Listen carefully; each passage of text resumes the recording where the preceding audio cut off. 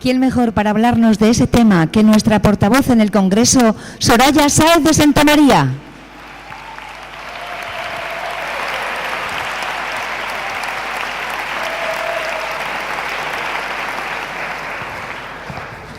Muy buenas tardes a todos, queridos compañeros, querido compañero portavoz en el Senado, querido Pío, queridas compañeras de la mesa, queridos miembros del Comité de Dirección del Grupo Parlamentario, empezando por su secretario general, querido Pedro, querido presidente de La Rioja, querido alcalde, queridos compañeros diputados y senadores, compañeros nuestros procedentes de todas las comunidades autónomas, la sección de maridos y mujeres sentada en la segunda fila, muy entusiasta.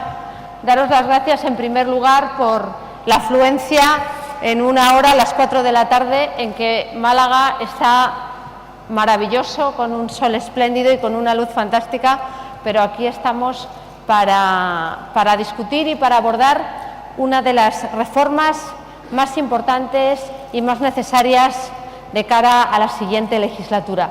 A lo largo de todos estos días, de este ya casi día y medio que llevamos aquí, se ha hablado de muchas reformas y se ha hablado especialmente de reformas económicas. Pero creo que todos tenemos que tener muy claro que las reformas económicas por sí solas no bastan, que es necesario que a esa agenda reformista que el Partido Popular plantea en el ámbito económico y en el ámbito social venga unida a una importante regeneración institucional. La calidad de nuestra democracia también cotiza en bolsa y la confianza de los ciudadanos pasa también por tener unas instituciones ágiles, unas instituciones sólidas, unas instituciones en las que los ciudadanos se reconozcan y que sean creíbles. Voy a explicar un poco el desarrollo de la mesa. Van a intervenir en primer lugar mis compañeros. Nos hemos hecho un reparto de temas por especialidades. Aquí hay lo mejor de cada casa para explicar cada uno de los temas y después yo intervendré al final para presentar un proyecto de conclusiones que elevaremos a nuestros compañeros que están cerrando el programa electoral. Quiero empezar dando la palabra a mi compañero Federico Trillo, con el que hemos vivido muchas cosas, que es el responsable, el coordinador del Partido Popular en materia de justicia y libertades, que ha sido portavoz del grupo parlamentario en materia de justicia en este tiempo y que va a abordar quizá uno de los puntos más necesarios y que más nos ha preocupado a lo largo de esta legislatura. Y no es otro que el prestigio del Tribunal Constitucional, que el prestigio de la justicia, que la necesidad de recuperar esa independencia y esa imparcialidad jurisdiccional y también de que entre todos trabajemos para reconstruir el respeto a la profesionalidad de nuestros jueces, el respeto a nuestra Constitución como la primera fuente no solo del ordenamiento jurídico, sino la fuente de los derechos y libertades de todos los españoles. Somos una nación de ciudadanos libres e iguales y nuestra libertad y nuestra igualdad depende de la protección y de la seguridad que nos den los tribunales. Para hablar de esa operación de recuperación del prestigio y de recuperación de la confianza, que también tiene que venir de la mano del Tribunal Constitucional, del Tribunal Supremo y del resto de los órganos encargados de impartir justicia, le voy a dar la palabra sin más a Federico Trillo.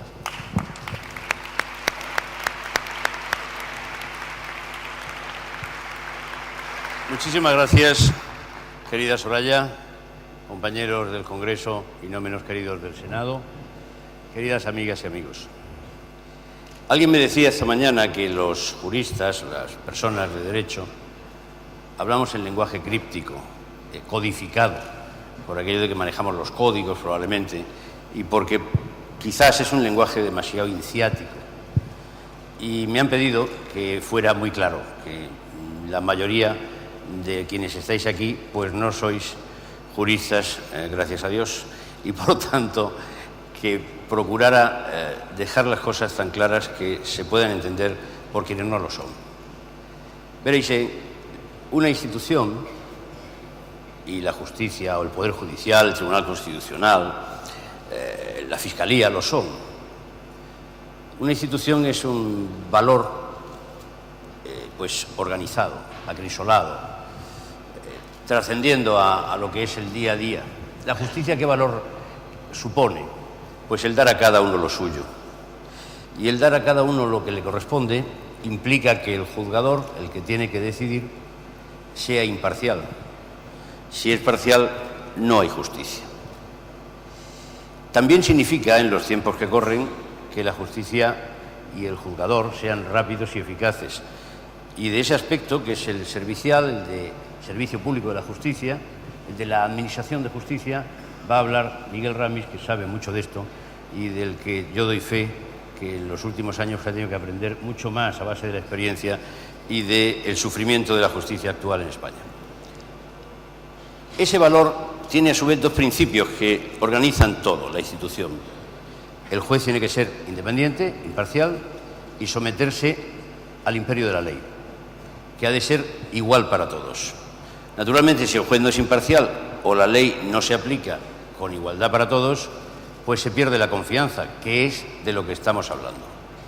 Hoy en España, más del 67%, 67 de cada 100, diría un amigo mío, de los ciudadanos no confían en la justicia. Y esto en un Estado de Derecho es sencillamente una barbaridad. ¿Es culpa de los jueces y magistrados? No. ¿De los secretarios? No.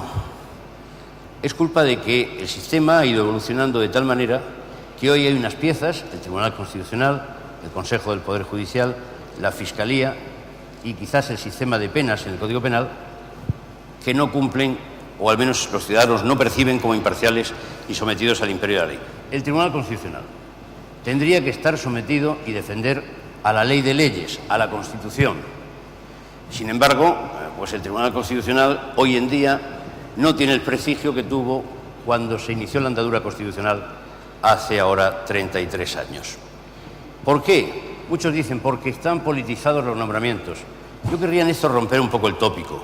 En Estados Unidos, que es modelo de muchas cosas y de democracia, desde luego, no le podemos dar lecciones, tienen un Tribunal Supremo que hace las veces de constitucional, en el que sus magistrados son nombrados por el presidente de los Estados Unidos. Se someten a un hearing, a una audiencia, como aquí, y por tanto su nombramiento es político, naturalmente. ¿Qué ocurre? Que como son de por vida, pues estos señores cuando llegan allí, todos los estudios dicen que para nada responden a la administración o al color del partido de la administración y el presidente que les nombró. Es siempre de esa manera, no funcionan con esquema de origen de partido. ¿Por qué, además? Yo no digo que esta sea la solución. Soraya y yo hemos hablado mucho de esto y hemos consultado con mucha gente y en el pasado programa electoral incluso lo llevábamos. Allí es que los magistrados, que son muy pocos, nunca se jubilan y rara vez se mueren. Me explico. Son nombrados hasta que se mueran y además parece que les da vitalidad. Y es que cuando se desvinculan del origen de su mandato y sobre todo no tienen que volver a la carrera, pues entonces actúan de una manera más independiente.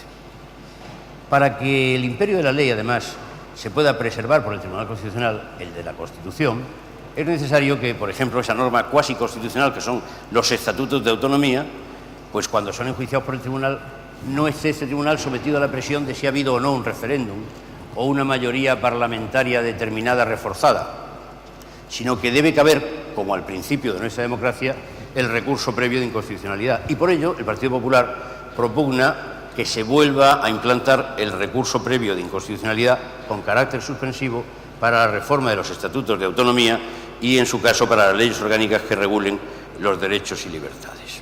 Pasemos al Consejo General del Poder Judicial. Sabéis que es el que está llamado a gobernar a los jueces. Es verdad que la independencia del juez es a la hora de juzgar. El juez, juzgando y haciendo ejecutar los juzgados, cuando de verdad tiene el poder sobre vidas, ciencias, malos tratos o no, agravantes, atenuantes, eximentes, esa es su independencia. Pero qué duda cabe que para nombrarlo, ascenderlo o cesarlo, el órgano de gobierno tiene que ser a su vez también independiente. La Constitución previó un órgano de 20 miembros, de los cuales 12 serían elegidos de entre y por jueces y magistrados. El Partido Socialista cambió las reglas del juego y todos se eligen por el Congreso y por el Senado. El Partido Popular propone volver al sistema constitucional, no hay que inventar nada, y que 12 de los 20 miembros sean elegidos de entre y por jueces y magistrados de todas las categorías judiciales. Un paso más. los jueces que participan en política. El problema no es que los jueces y magistrados y fiscales puedan participar en política, el problema es cuando retornan, porque ejemplos haylos. ¿Qué hemos hecho? Incorporar en una enmienda reciente y desde luego comprometernos a regular mejor en el futuro que haya una causa de recusación y desde luego de abstención e inhibición de cada juez que haya estado en política de cualquier asunto de naturaleza política. Imperio de la ley, igualdad ante la ley. Vamos a hablar ahora del fiscal general del Estado. Hemos vivido los años de mayor sectarismo, de mayor partidismo de la actuación de la Fiscalía General del Estado. Lo ha hecho separándose del criterio del Consejo Fiscal, que ha reformado, de manera que sus nombramientos han sido siempre de gentes ideológicamente próximas. Una de las asociaciones, no diré su nombre por respeto, que representa el 7% de la carrera, tiene el 65% de los nombramientos de la carrera fiscal en sus puestos más altos. Naturalmente son los más próximos a ese ser inefable que dejará su nombre en las letras más negras de la leyenda negra de la historia judicial española, que se llama, a cada cual lo suyo, Cándido Conde Pumpido. En consecuencia, habrá que devolver al Consejo Fiscal las competencias que determinen, conforme a los principios de mérito y capacidad, el nombramiento de los fiscales jefes, de los tenientes fiscales, de los fiscales de sala. Y finalmente, que ya me están marcando el tiempo, el imperio de la ley para todos, igual, significa también algo muy importante y que yo estoy tratando de convencer a Montoro que sea una de las prioridades de reformas estructurales. Veréis cómo está de acuerdo. Que los créditos se cobren, que las deudas se paguen, que las sentencias se cumplan, que las penas se ejecuten. Eso es algo normal dentro de lo que ayer nos recordaba Aznar, que es esa que llamó revolución de la normalidad. Aquí no. Aquí hay más de 1.600.000 sentencias sin ejecutar, más de 80.000 penas de trabajos en beneficio de la comunidad ya condenados sin ejecutar. Aquí no se cumplen las sentencias, aquí no se cumplen las condenas, aquí no se ejecutan los desahucios, aquí no se ejecutan los títulos ejecutivos. Y en consecuencia vamos a hacer lo posible para devolver la normalidad al funcionamiento de la justicia. Pero de eso va a hablar Ramis. Yo termino diciendo, y también las penas en el Código Penal tienen que tener por arriba también una sanción máxima. Y por ello, para hacer creíble ese código, el Partido Popular propone reducir solo a 2, la prisión y la multa, las más de 28 penas que tiene nuestro código actualmente, y que la máxima prisión sea la prisión perpetua revisable, que tienen todos los países de la Unión Europea, menos 2, uno de ellos España. Gracias, Soraya.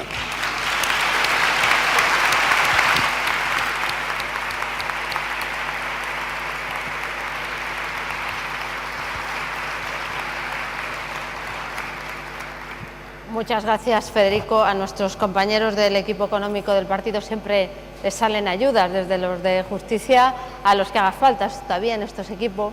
Quiero dar la bienvenida al plenario al presidente de Castilla y León y presidente del Partido Popular en Castilla y León.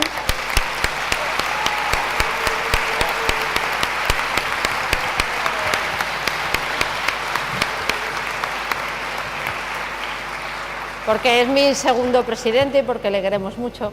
Y al presidente del Partido Popular en Canarias, a José Manuel Soria.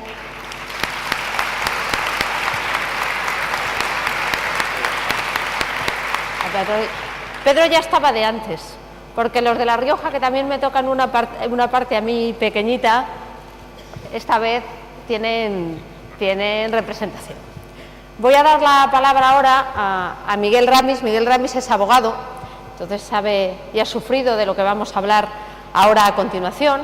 Tiene una amplia experiencia política como consejero en Medio Ambiente y Ordenación del Territorio, como alcalde y ahora como secretario general del partido en Baleares y como su representante número 1 en las listas al Congreso de los Diputados. Él nos va a hablar y trae... La cuarta. Y debe hacerlo muy bien o mandar mucho porque tiene importante CLA que le sigue esta tarde. Y va a hablar de la otra vertiente de la justicia, de la administración de justicia, de qué tenemos que hacer para que la justicia funcione, para que los juzgados estén interconectados y relacionados entre sí, para que las leyes hagan los procedimientos más ágiles, para que las sentencias sean más justas, para que se ejecuten y se cumplan, como decía Federico Trillo. En definitiva, de la reforma de la Administración de Justicia depende uno de los elementos fundamentales de la confianza de los países. España no sale bien parada en ningún ranking internacional sobre valoración de la justicia y confianza de los ciudadanos en la justicia, pero yo creo que ha acabado el momento de lamentarse siempre de las cosas que van mal y ponernos manos a la obra en reformar un poder, un ámbito de actuación, el Poder Judicial y la Administración de Justicia, de la que también va a depender y mucho devolver la confianza a los empresarios, a los trabajadores, a los inversores, a los consumidores, de que al final siempre va a haber una instancia independiente, ágil y que funcione bien, que proteja sus derechos y resuelva sus controversias. Miguel. Muchas gracias. Buenas tardes a todos. Buenas tardes. Yo creo que a esta hora y después de comer, francamente, lo vuestro tiene mucho mérito, ¿eh? Muchas gracias por estar aquí. Mucho mérito. Bueno, a mí me ha tocado hablar de justicia y además de justicia ágil y previsible, o sea, lo que tenemos ahora, más o menos. Francamente, después de la lección magistral del maestro Federico Trillo, me vais a permitir que yo llanee, vuele un poquito más bajo y hable de cosas más prosaicas. Todos sabemos que la justicia es pilar básico del Estado de Derecho. La democracia no puede existir sin una justicia que funcione. Y yo creo que todos sabemos que, desgraciadamente, la percepción de los ciudadanos sobre nuestra justicia ha sufrido estos últimos tiempos un deterioro importante. Yo creo que hoy la justicia, en general, la Administración de Justicia, se ve más como una parte del problema que no como una solución de los problemas de los ciudadanos. Los ciudadanos tienen la percepción de que no es justicia, no puede ser justicia, los retrasos injustificados en las resoluciones judiciales, los pactos que no se entienden muy bien con la Fiscalía, la utilización espúrea de los medios, las detenciones a veces policiales injustificadas, la politización de la justicia, la judicialización de la política. La gente no lo entiende. La verdad es que desde que un insigne socialista, Alfonso Guerra, mató a Montesquieu, la separación de poderes es hoy un principio democrático, yo no sé si decir en desuso, cuando menos fuertemente cuestionado. A mí, como soy de Baleares y como a todo el resto de España, a todos mis compañeros, nos ha tocado pasar durante 4 años momentos realmente difíciles, por lo que toca precisamente a la utilización de los medios del Estado con fines partidistas. ¿Qué os voy a decir yo que vosotros no sepáis de los últimos casos que han salido a la palestra? Hoy, en España, también necesitamos cambiar la justicia. La realidad es que los medios a disposición de la Administración de Justicia son, hoy por hoy, insuficientes. Y además, los que existen están mal gestionados. Tenemos 8 territorios judiciales distintos. Tenemos 6 sistemas informáticos no compatibles o no interoperables, como gusta decir a los profesionales del ramo. Las disfunciones que se producen en el ámbito de la Administración de Justicia son muy graves. Algunos casos especialmente graves, que se han vivido aquí, en Andalucía, muy cerca de aquí, donde jueces, prácticamente vecinos, no han tenido la comunicación o la oportunidad de comunicarse para evitar que delincuentes peligrosos que estaban cumpliendo condena pudieran otra vez salir y reincidiesen, volviesen a delinquir. Yo sé que las comparaciones son odiosas. Yo sé que un caso internacional muy conocido, pero muy reciente, el que ha afectado a Dominique Strauss-Kahn en Estados Unidos, donde en prácticamente 3 meses, desde el 14 de mayo en que se produjo la detención hasta el 23 de agosto en que fue puesto en libertad, un tema ciertamente enreversado, se ha resuelto y se ha resuelto bastante bien. Aquí, en España, en Baleares, tenemos instrucciones que llevan 5, 6, 7, 8, 9 años, 10 años abiertas. Instrucciones con gente imputada. Tenemos que hacer posible que los ciudadanos vuelvan a creer en la justicia, con letras mayúsculas. Por esto, desde el Partido Popular, queremos ofrecer hoy a todos los ciudadanos, a todos nuestros compañeros, unas propuestas, unos objetivos muy claros. Primer objetivo, hay que modernizar la justicia. Hay que dotarla de los medios humanos y materiales, y estoy hablando básicamente de informática, los medios informáticos necesarios para que pueda actuar bien. Es evidente que dentro de un entorno de crisis económica como el que vamos a encontrarnos durante estos próximos tiempos, las inversiones a las que hacía referencia el maestro Trillo, quizás las inversiones económicas no van a poder llegar todas. Hagamos posible una mejor utilización, un mejor aprovechamiento de los recursos existentes. 2. Debemos esforzarnos, debemos mejorar la formación de los profesionales, de los jueces, de los magistrados, de los fiscales, de los funcionarios, de la policía judicial, de toda la gente que está implicada en la administración de justicia. Hay que reforzar su independencia y la consecuencia es que su imparcialidad también se va a ver reforzada. 3. Hay que garantizar desde el Estado la seguridad jurídica. Tenemos que hacer unas leyes justas que tengan una vocación de permanencia en el futuro. No podemos ir cambiando leyes continuamente. Esto no da estabilidad. Esto provoca disfunciones dentro de la sociedad civil. 4. El Ministerio Fiscal, su estatuto, su forma de actuar debe reforzarse. Debe ser realmente un garante del interés público. No puede ser un simple acusador. No tiene sentido. 5. Debemos repensar otra vez la oficina judicial, dar entrada y escuchar a los profesionales del sector para que nos ayuden a su puesta, a su desarrollo, a esta apuesta de futuro que es la oficina judicial. Y 6. Hay que impulsar necesariamente la jurisdicción voluntaria, conciliaciones, arbitrajes, dictámenes, como el resto de nuestro occidente, como el resto de países de Europa, sobre todo, y esto es muy importante, en el ámbito mercantil, en los ámbitos económicos, es muy importante la jurisdicción voluntaria. En definitiva, y veo que me estoy ciñendo perfectamente al horario, en definitiva, tenemos que buscar una justicia en la que los ciudadanos puedan volver a creer, ágil, eficaz y previsible. Muchas gracias. Lo he clavado, ¿eh?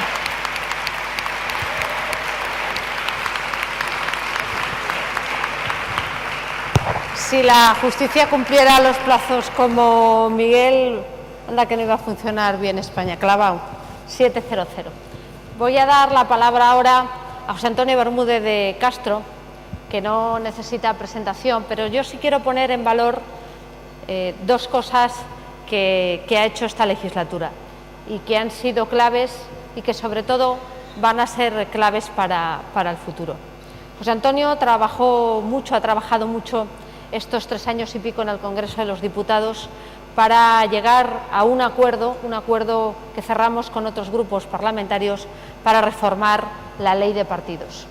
Y hoy tenemos una ley plus, mucho más completa y mucho más perfecta que la ya extraordinaria y magnífica ley de partidos que se aprobó en el año 2002, pero que además permite algo que refuerza mucho a la democracia y a los demócratas.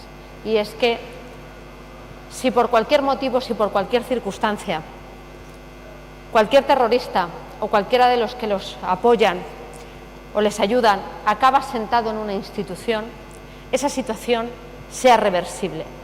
Es decir, nos hemos dotado, y hoy por hoy el ministro del Interior tiene más medios que ningún ministro en la historia de la democracia para lograr no solo que los terroristas se sienten en las instituciones, sino para volver a sacarlos de ellas si esas circunstancias se producen.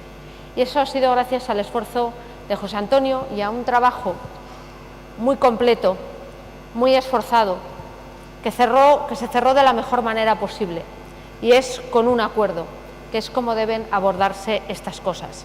Y quiero darle la enhorabuena a él y a nuestro compañero Alfonso Alonso, porque también trabajaron mucho para otra ley para nosotros muy querida, la Ley de Apoyo a las Víctimas del Terrorismo, que tienen que ser siempre y son un referente de hacia dónde debemos ir y lo que tenemos que tener presente. Decía una frase muy bonita José Antonio esta mañana cuando preparábamos esta reunión, y a mí gustaría que fuera suya, me gustaría que fuera el pórtico de su intervención, y es que el final de ETA lo tenemos que escribir los demócratas, y yo quiero poner en valor esa letra que ha puesto José Antonio Bermúdez de Castro a esas leyes que pueden ayudarnos también a acabar con ella.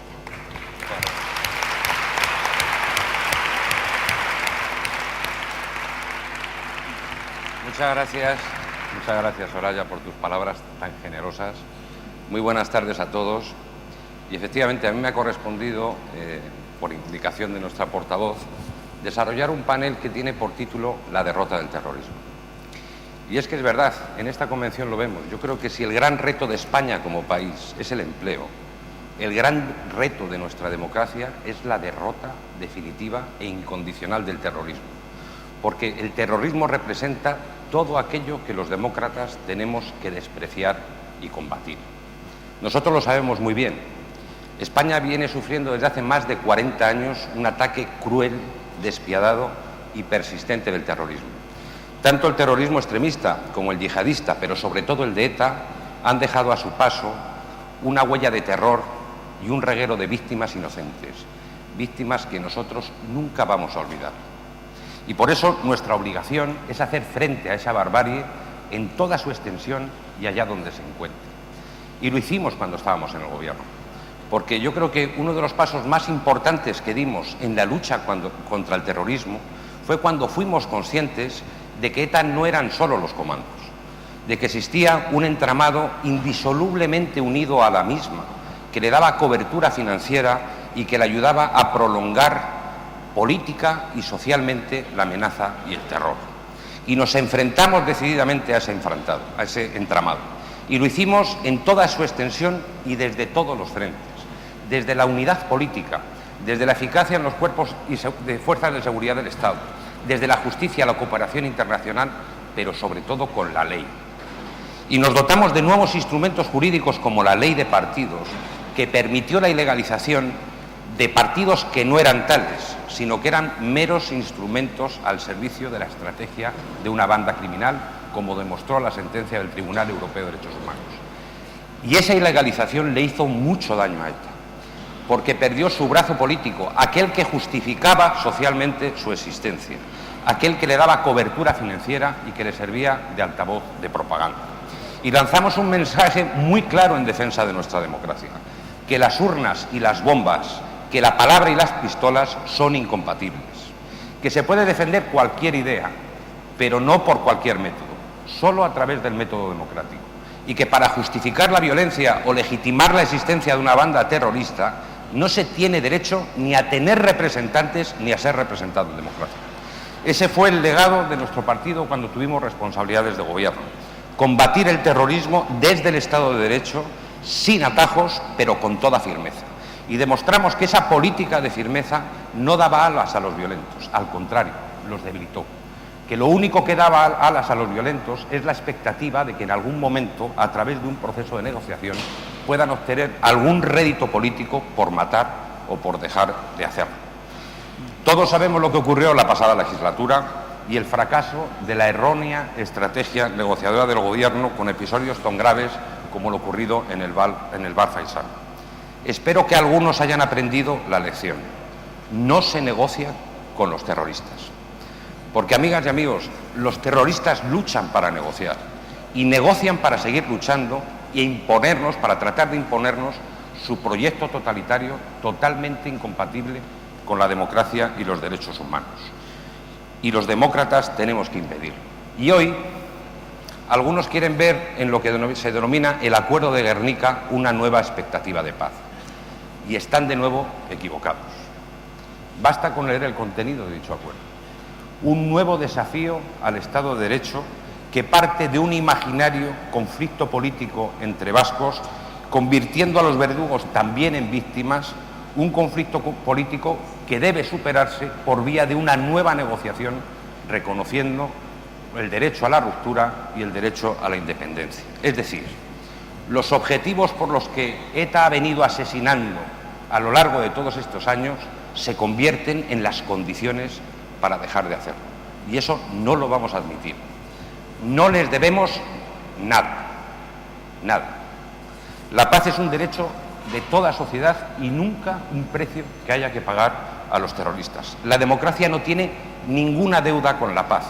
La única deuda que tiene la democracia es una deuda moral y eterna con las víctimas del terrorismo, con todos aquellos servidores públicos que han defendido nuestra libertad y con todos aquellos concejales que se dejan la piel todos los días para defender unas ideas, pero que ven con escoltas detrás cómo el ejercicio de la democracia en el País Vasco o en Navarra tiene un coste y un riesgo. Un coste y un riesgo que no tendrían que estar pagando, pero a pesar de ello lo dejan todo, lo arriesgan todo para defender un futuro en libertad en su tierra. Algunos de ellos, les he visto, están aquí. Y yo creo que debemos darle en nombre de todos las gracias por su...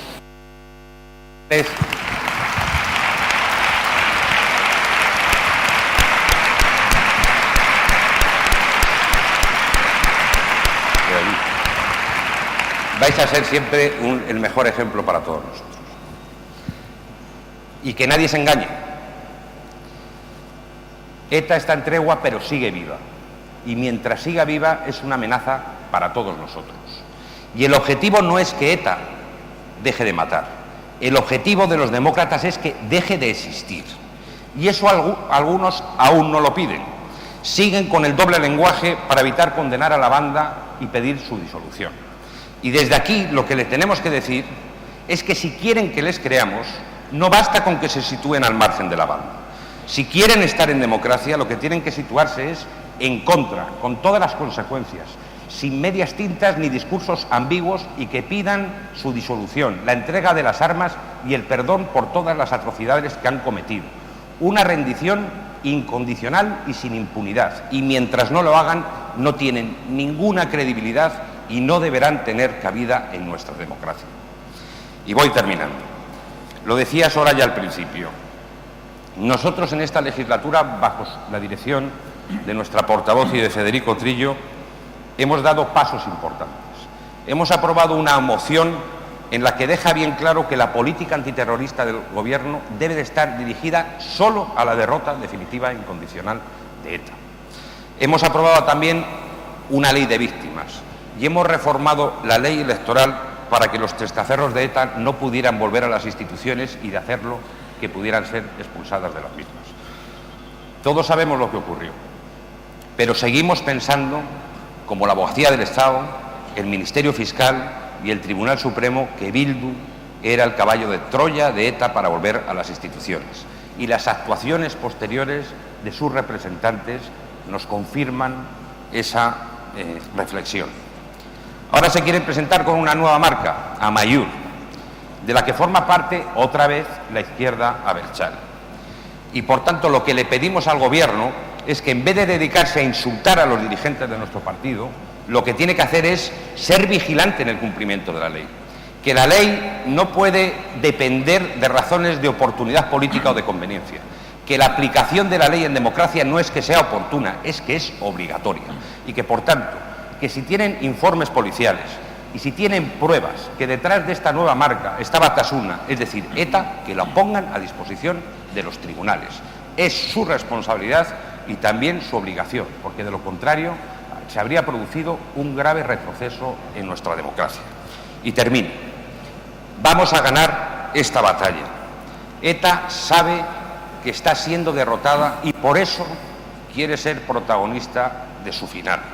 Y el final, que espero que esté muy próximo, no lo puede escribir ETA. Lo tenemos que escribir los demócratas. Un final con buenos y malos, con víctimas y con verdugos, y con vencedores y convencidos. Ese y no otro tiene que ser el final. y será el triunfo de la verdad, de la justicia y sobre todo de la libertad. Muchas gracias.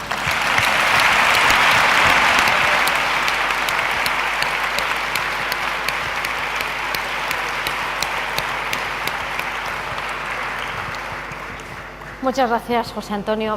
En tiempos de crisis, los españoles, todos los españoles, valoramos mucho más la seguridad. Valoramos la seguridad en el empleo, valoramos la seguridad en nuestras empresas, en nuestras pequeñas tiendas, en nuestros comercios. Valoramos la seguridad de todo aquello que vemos que se tambalea a nuestro alrededor porque son tiempos difíciles. Y valoramos también sentirnos seguros en nuestras casas, en nuestras calles y en nuestros pueblos. La delincuencia ha evolucionado mucho, ha cambiado mucho, y hoy conviven la de siempre y la nueva, a pequeña y a gran escala, la de mecanismos tradicionales y la que se comete por Internet. Y a todo eso tenemos que darle respuesta para que en esta recuperación de la confianza, que es el cambio que propone el Partido Popular, también los españoles puedan sentirse más seguros. Y de ello va a hablar Conrado Escobar, que es nuestro compañero de La Rioja, número 1 por esta circunscripción al Congreso de los Diputados, portavoz del Grupo Parlamentario en la Asamblea de esa comunidad, consejero de Administraciones Públicas y Política Local con anterioridad, secretario general del partido y con una amplia experiencia a la hora del diseño de las políticas, pero también de la gestión. Conrado. Muchas gracias, Soraya. Muchas gracias y primero un saludo, por supuesto, a los presidentes que aquí nos acompañan y me vas a permitir, Soraya, puesto que me has dado pie, que haga una especial mención a la delegación riojana encabezada por nuestro presidente y también la alcaldesa de Logroño, al alcalde, esto estaba pactado y había que decirlo, el alcalde de Nalda y el alcalde de Ezcaray, que también están por ahí y nos acompañan. Y a partir de ahí ya me adentro en lo que muy atinadamente ha hecho nuestra moderadora. La palabra quizás que más insistentemente se ha planteado aquí a lo largo de esta mesa es la confianza y por exclusión, desgraciadamente, la desconfianza o la falta de confianza. Yo creo que España sufre ahora, en estos momentos, la más grave crisis de confianza de la historia de nuestra democracia. Lo ha dicho muy bien Federico Trillo, hasta el Tribunal Constitucional está cercado por esa falta de confianza. Las leyes se cambian a capricho, desafortunadamente. Hay una crisis de confianza en las instituciones que afecta incluso a la justicia. Pues bien, cuando esa crisis de confianza afecta precisamente a algo tan importante como es la seguridad, el asunto ya adquiere tintes, si me lo permitís, dramáticos.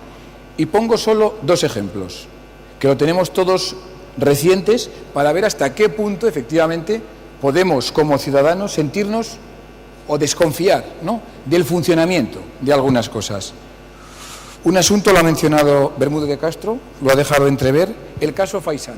El caso Faisán, más allá de cualquier otra cuestión procesal o judicial, lo que traslada a la sociedad es un debilitamiento en algo sagrado, que es la confianza precisamente en algo que funciona, en algo que es ejemplar, que son las fuerzas y cuerpos de seguridad del Estado. Otro caso, más doméstico y que curiosamente nos afecta directamente a una magnífica deportista y afiliada a este partido. Me estoy refiriendo al caso de Marta Domínguez.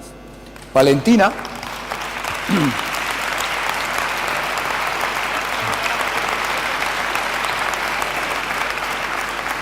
esto me había dicho Nacho Cosido que había que mencionarlo también. No es...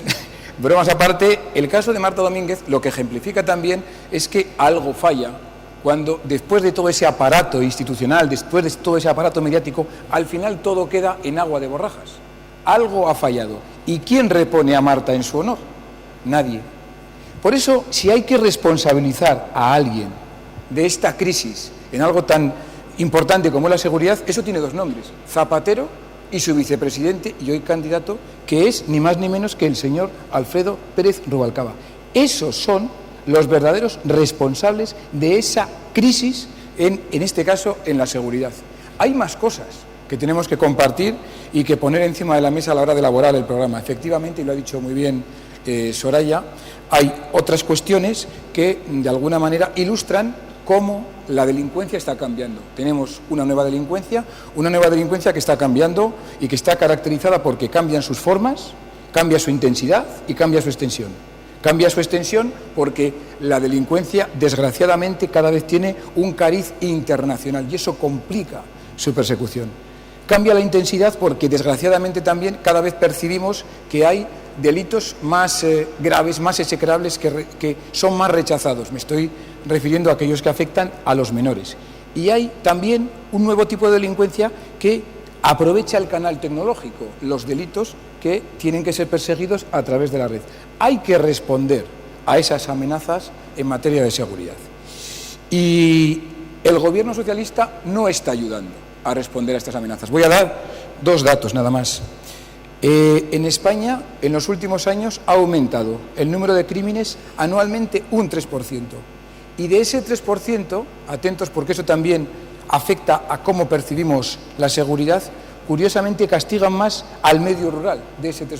Es decir, que los hurtos, los robos de pequeña escala, producidos en el medio rural, evidentemente arrojan una imagen muy inapropiada y abonan la sensación de inseguridad. Otros datos. ¿Cómo ha reaccionado el Partido Socialista, el señor Rubalcaba, para hacer frente a esa inseguridad? Reduciendo la oferta de empleo de las fuerzas y cuerpos de seguridad en un 90%, la mayor reducción de toda la historia democrática, y reduciendo la inversión en un 60%. Faltan cuarteles, los cuarteles no se arreglan, las plantillas no se cubren y, consecuencia, faltan policías en la calle. Y además, y acabando ese diagnóstico, han desmotivado a esas personas que son ejemplares, que son los guardias civiles y los policías nacionales. ¿Por qué lo han desmotivado? Porque en el capítulo de nombramientos lo que han hecho ha sido, por decirlo coloquialmente, de su capa un sayo. Han sido absolutamente arbitrarios y ahí están las consecuencias. Al final, si nadie te ordena, si no te ordenan bien, si al final se asciende lo que no se debe, la consecuencia es la desmotivación. Y eso también es muy grave en materia de seguridad. ¿Y qué vamos a hacer o qué podemos hacer? Pues tenemos las ideas claras, como en casi todo. Yo creo que el Partido Popular es el único que puede ahora mismo garantizar soluciones al tema. Primero, tenemos que redefinir la estrategia en materia de seguridad. Hay que dar una respuesta inmediata para cada crimen. Y cuando hablo de dar una respuesta inmediata para cada crimen, me estoy refiriendo en el capítulo legal, en el capítulo judicial y en el capítulo penitenciario. Segundo, hay que estar siempre del lado de la víctima. Y en este sentido me vais a permitir que haga un inciso. La ley de víctima que se planteó en el Congreso tuvo una precursora, modesta pero precursora, en el Gobierno de La Rioja a iniciativa de nuestro presidente, de Pedro Sanz. Luego, estar siempre del lado de las víctimas. Tercero, fortalecer nuestra dimensión internacional. Todos los órganos internacionales tienen que contar con presencia activa de representantes españoles. Modernizar el control de las fronteras. No puede ser que España hoy sea el mayor exportador de terrorismo o de delincuencia internacional, en materia de tráfico humano, en materia de narcotráfico, de tráfico de armas, etc. Eso no se puede permitir y para eso hay que trabajar en el exterior. Hay que asegurar máxima presencia policial. Y no estoy hablando de crear policías autonómicas. Estoy hablando de que, siendo eficientes, gestionando mejor, se puede conseguir más presencia policial. ¿Cómo? Pues, por ejemplo, tendiendo la mano a la colaboración con la policía local. Muchas veces esos recursos bien aprovechados nos van a dar la dosis de seguridad y de tranquilidad en nuestras calles, en nuestros municipios.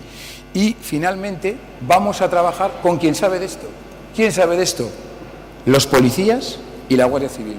Vamos a estar de su lado, que simplemente con escucharlos muchas veces vamos a encontrar las soluciones al alcance de la mano. Y en definitiva, y con ello acabo, ya he visto que el reloj no se ha movido, no sé si estoy incumpliendo el horario, imagino que no. En definitiva, más seriedad, más solvencia, más confianza, y eso solo responde a unas siglas: Partido Popular. Muchas gracias.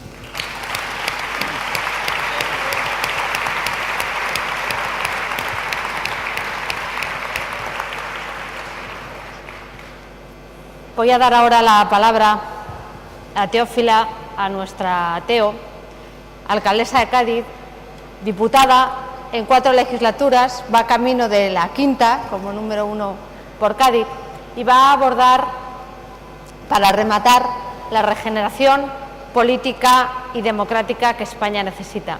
Y qué mejor que una persona que en estos meses está inmersa y dedicada fundamentalmente a celebrar lo que es o lo que fue un momento esencial para España como nación, para la libertad, para la igualdad y para el futuro de todos los españoles. Hoy somos lo que somos porque en 1812 fuimos capaces de darnos lo que nos dimos, una de las constituciones ya entonces más moderna de la historia. Y quién mejor que Teófila, que lo conoce muy bien y que lo vende muy bien y que lo exporta muy bien por todo el mundo, que cerrar este coloquio antes de las conclusiones con su visión y la del Partido Popular sobre cómo debe ser la democracia a partir del 20 de noviembre.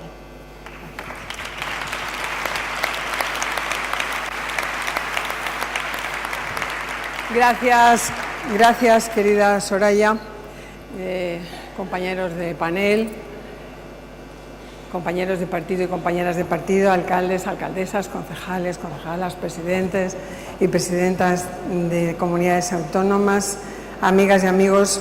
Cuando Soraya me dijo que tenía que compartir con vosotros este panel y hablar de regeneración política institucional, y conociéndome dije, me lo voy a escribir, no vaya a ser que la pasión me traicione y acabe diciendo cosas que luego me puedan regañar. Voy a empezar contándoos algo que me pasó hace 6 años. Un político gallego de visita en Cádiz, cuando estábamos inmersos en la preparación ya del bicentenario de la Constitución de 1812, nos contó a los que estábamos con él la siguiente historia.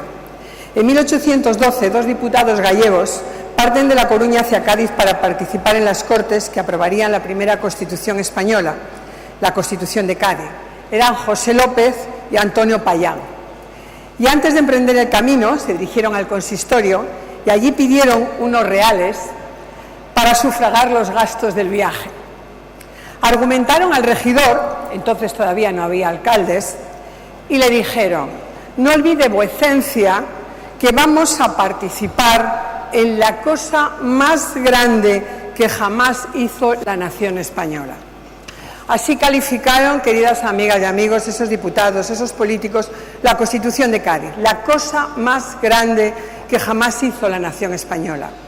Hoy, 200 años después, tenemos una Constitución y unas instituciones que se derivan de ese texto constitucional, que distan mucho de gozar de ese alto concepto por parte de los españoles.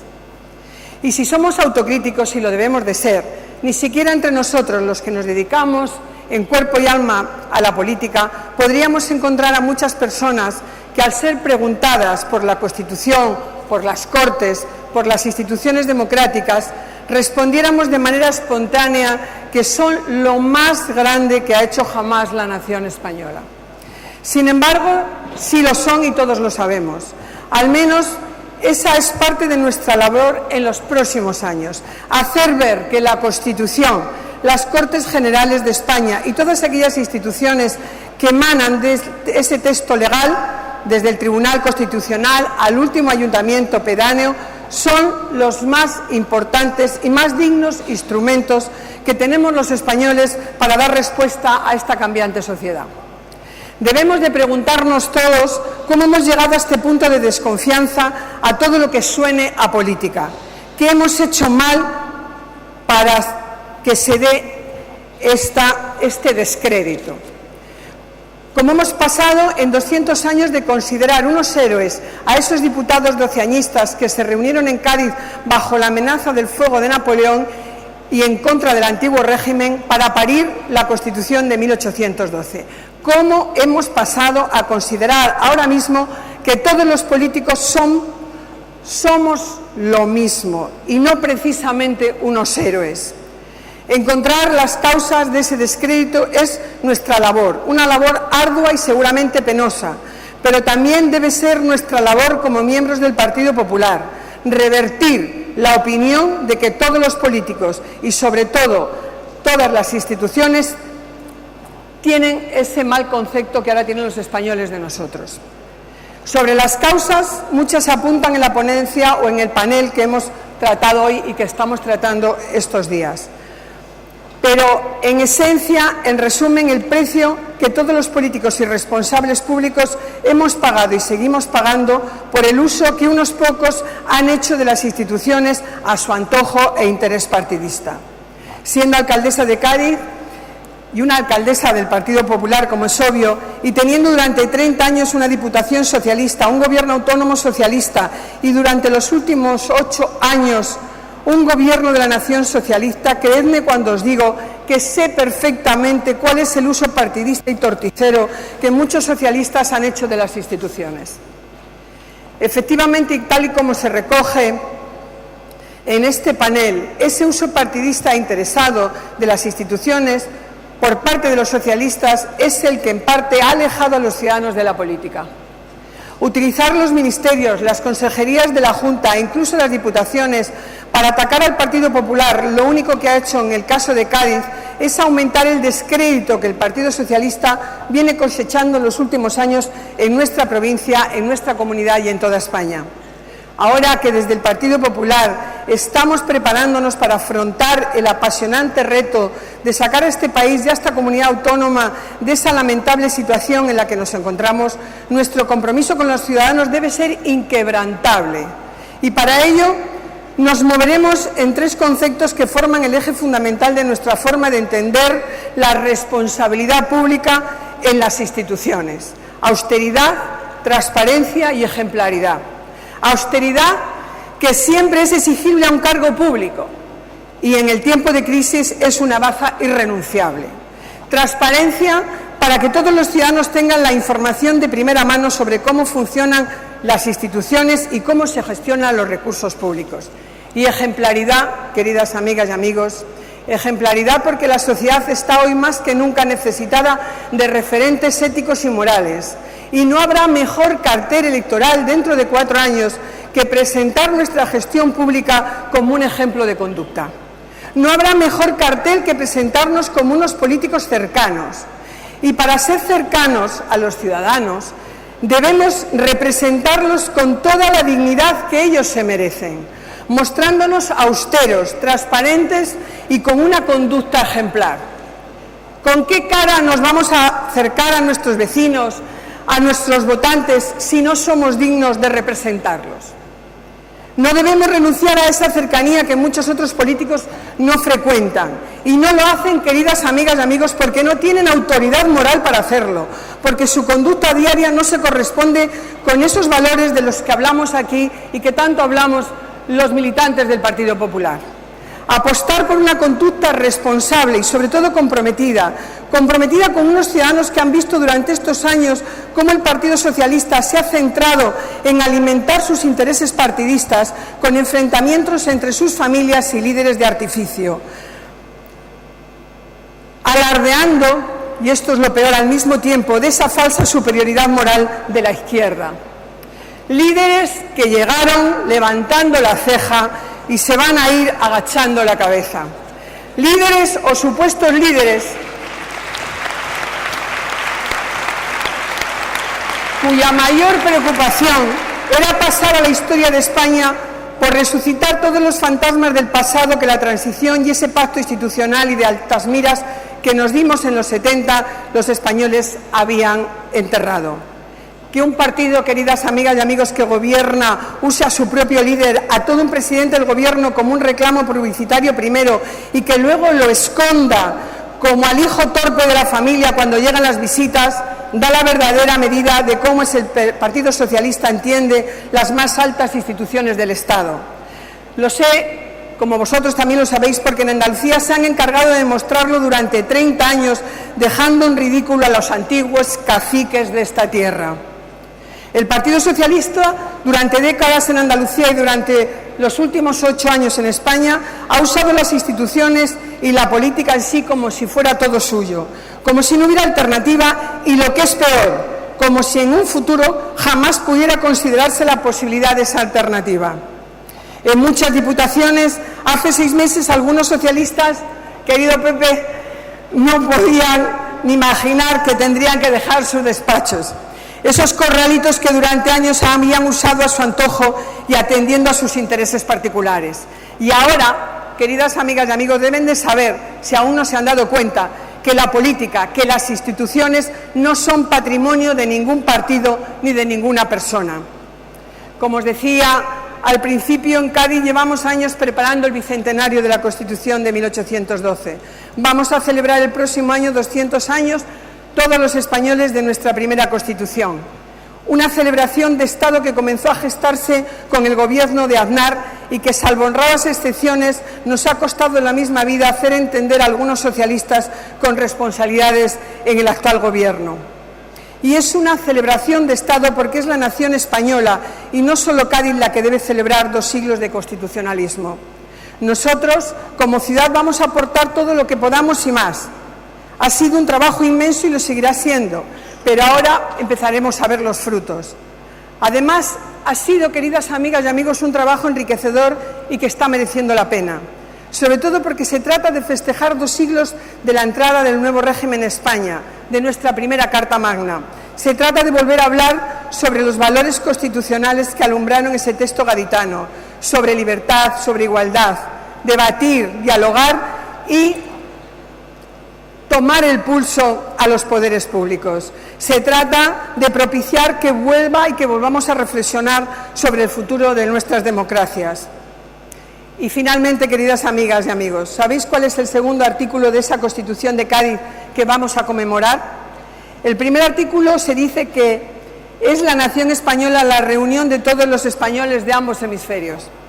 Y después, justo después, el segundo artículo dice que la nación es libre e independiente y no es ni puede ser patrimonio de ninguna familia ni de ninguna persona.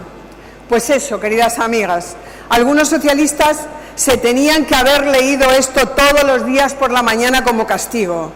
Al menos este artículo, para que en ningún momento se hubieran pensado, como se han pensado, que la nación española puede ser patrimonio de un partido o de algún político.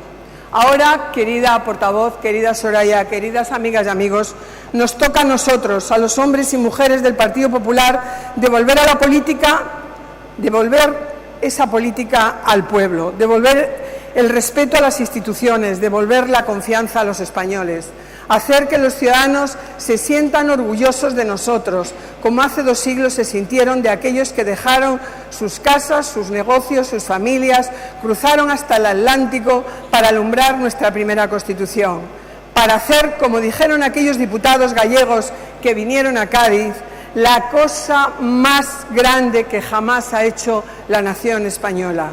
Ese debe ser nuestro compromiso último, hacer que la democracia española sea una democracia ejemplar con políticos ejemplares. Muchas gracias.